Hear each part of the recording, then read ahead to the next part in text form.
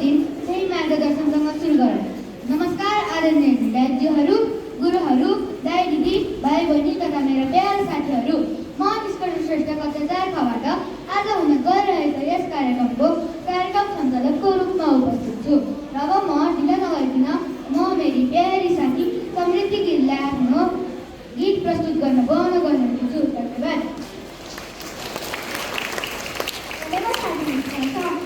मेरो नाम समृद्धि गिरी हो र मेरो गीतको बोल रहेको छ गुरु।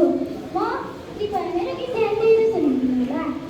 गुरु र ब्रह्मा, गुरु र विष्णु, गुरु र देव माहेश्वर, गुरु र साक्षात् परब्रह्मा, तस्मै श्री गुरवे नमः। गुरु ब्रह्मा हुन्, गुरु विष्णु हुन्, गुरुदेव महेश्वर हुन्। गुरु बिना ज्ञान कहाँ, गुरु बिना ध्यान कहाँ। तिमी मानी हौ हामीको पिलाको, तिमी दीपक हौ खम छिर्दा प्रकाशको। गुरु ब्रह्मा हुन्, गुरु विष्णु हुन्, गुरुदेव महेश्वर हुन्। गुरुहरूको मान जति पाऊ उति कम लाग्छ। हजुरलाई कोटि कोटि प्रणाम छ। धन्यवाद।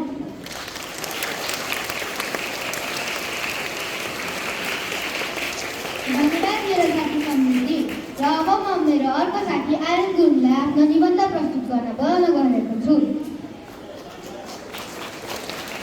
गुरु र ब्रह्मा, गुरु र विष्णु, गुरु र देव महेश्वर, गुरु र साक्षात् परब्रह्म, गुरु र साक्षात् परब्रह्म, तस्मै श्री गुरुवे नमः। धन्यवाद मेरो कार्यक्रम सञ्चालक साथी निष्कर्ष। नमस्कार, म आर्यन गुरुङ। आज हुन गइरहेको यस कार्यक्रममा म गुरु शीर्षकमा एउटा निबन्ध भन्न गइरहेको छु। हाम्रो जीवनमा गुरुको एकदमै महत्त्व छ। आमा बुवा पहिलो गुरु हुनुहुन्छ र आमा बुवा पछि दिने सर्वश्रेष्ठ स्थान गुरुको हो। संस्कृतमा गुरु शब्दको गुको अर्थ अन्धकार हो भने रुखको अर्थ प्रकाश र ज्ञान हो। मलाई नि गाह्रो गुरु पर्छ। हो जसले हामीलाई नराम्रो पक्षलाई हटाउन ज्ञान दिनुहुन्छ। जसरी हामीले अँध्यारोमा केही पनि देख्दैनौँ वा पाउँदैनौँ, त्यसरी नै हामीले गुरुको ज्ञान बिना केही पनि पाउँदैनौँ र गर्न सक्दैनौँ। गुरुको ज्ञान र शिक्षाकै आधारले विद्यार्थीले आफ्नो लक्ष्य प्राप्त गर्न सक्छ। सबै गुरुहरूले आफ्ना सबै विद्यार्थीहरूले एक समान व्यवहार गर्नुहुन्छ। कसैले पनि काखा पाख्ने गर्नुहुन्न। कसैले पनि ठुलो सानो यो धर्म त्यो धर्म धनी गरिब भनेर कहिल्यै पनि छुट्याउनुहुन्न। गुरुले एउटा मन्दबुद्धि शिष्यलाई पनि एक योग्य व्यक्ति बनाइदिनुहुन्छ। सबै गुरुहरूको सम्मान गर्नु हाम्रो कर्तव्य हो। एउटा विद्यार्थीको जीवनमा गुरुले आफ्नो एकदमै महत्त्वपूर्ण भूमिका निर्वाह गर्नुभएको हुन्छ। गुरुले त्यस बखत गौरव महसुस हुन्छ जुन बेला उहाँले शिक्षा दिनुभएको विद्यार्थीले सुमार्गमा हिँडेर अघि बढ्छ। गुरुको महत्त्व दिनको लागि नै महान गुरु वेदव्यासको जयन्तीमा गुरु पूर्णिमा मनाइन्छ। यस दिन नै भगवान शिवद्वारा आफ्ना शिष्यहरूलाई ज्ञान दिनुभएको थियो र यही दिन नै भगवान गौतम बुद्धले धर्मचक्र प्रवर्तन गर्नुभएको थियो। हामी कक्षा 4 खका विद्यार्थीहरूलाई मार्गनिर्देशन गर्ने सम्पूर्ण गुरुहरूले धेरै धेरै धन्यवाद र नमन गर्न चाहन्छौँ। भविष्यमा सुमार्गमा हिँडेर अघि बढेर देखाउनेछौँ। धन्यवाद। धन्यवाद मेरो साथी। अब म मेरो अर्को साथी अदिति थापालाई आफ्नो भनाइहरू राख्न बहन गरिरहेको छु। धन्यवाद साथी निष्कर्ष। नमस्कार, म अदिति थापा आजको यस कार्यक्रममा गुरुहरूको महत्त्वबारे आफ्ना भनाइहरू राख्न चाहन्छु। शिक्षा मानव जीवनको महत्त्वपूर्ण अङ्ग हो। केन्द्र विद्या र ज्ञानको अधिग्रहण गर्नका लागि गुरुहरूको सहारा आवश्यक पर्छ। गुरुहरू केवल शिक्षक मात्र होइनन्, उनीहरूले हाम्रा जीवनका मार्गदर्शक र प्रेरणा स्रोतको रूपमा काम गर्छन्। गुरुहरूको महत्त्व बुझ्नका लागि उनीहरूको भूमिका र योगदानलाई बुझ्न आवश्यक छ। गुरुहरू शिक्षाको क्षेत्रमा विशेषज्ञहरू हुन्। उनीहरूले आफ्नो ज्ञान र अनुभवलाई विद्यार्थीसँग साझा गर्दै तिनीहरूलाई सही मार्गदर्शन दिन्छन्। गुरुहरूले विद्यार्थीसँग सम्पर्क राखेर तिनीहरूको क्षमतामा विश्वास राख्न र सफलताको लागि प्रेरित गर्न महत्त्वपूर्ण भूमिका खेल्छन्। उनीहरूको सही शिक्षाले विद्यार्थीलाई मात्र होइन समाजलाई पनि समृद्ध बनाउँछ। गुरुहरूको योगदान केवल पाठ्य पुस्तकमा सीमित हुँदैन, उनीहरूले विद्यार्थीलाई जीवनका महत्त्वपूर्ण पाठहरू पनि सिकाउँछन्।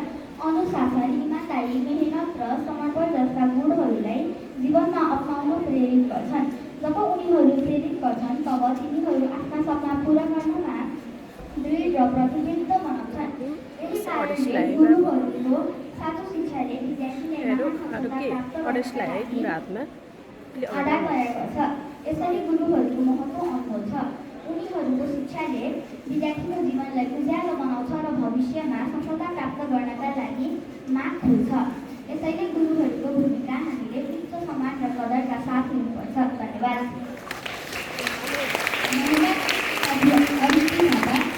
र अब म मेरी अर्को साथी आकाङ्क्षा राणाबाट आफ्नो कविता प्रस्तुत गर्न बोलाउन गइरहेको छु। धन्यवाद। कार्यक्रम सञ्चालक साथी विश्वासमा आज यस कार्यक्रमले एउटा कविता लिएर आएको छु। मेरो कविताको शीर्षक रहेको छ गुरु। गुरु गुरु गुरु गुरु गुरु गुरु सिन्युराएर नमन गुरु। आहा कति पवित्र गुरुको नाम, आहा कति पवित्र गुरुको नाम, जसको नाम यस्तै काम। गुरु नै हाम्रो भविष्य, गुरु नै ज्ञानको खानी, गुरु नै हाम्रो भविष्य, गुरु नै ज्ञानको खानी। ज्ञानी भई ज्ञान लिए हुँदैन कहिले हामी, ज्ञानी भई ज्ञान लिए हुँदैन कहिले हामी।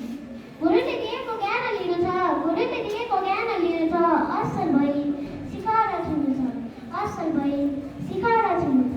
गुरुले दिनुहुन्छ ज्ञान अनेक थरीका, गुरुले दिनुहुन्छ ज्ञान अनेक थरीका। उज्यालो तारा बन्नुभएछ हामी संसारभरिका, उज्यालो तारा बन्नुभएछ हामी संसारभरिका।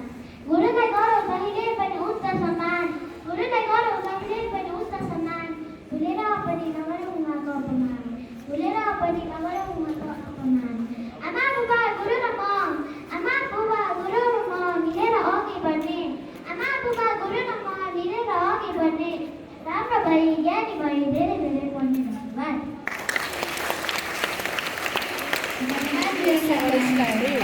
र अब म मेरी अर्को साथी प्रकृति भूषणलाई आफ्नो गीत प्रस्तुत गर्न बोलाउन गइरहेको छु।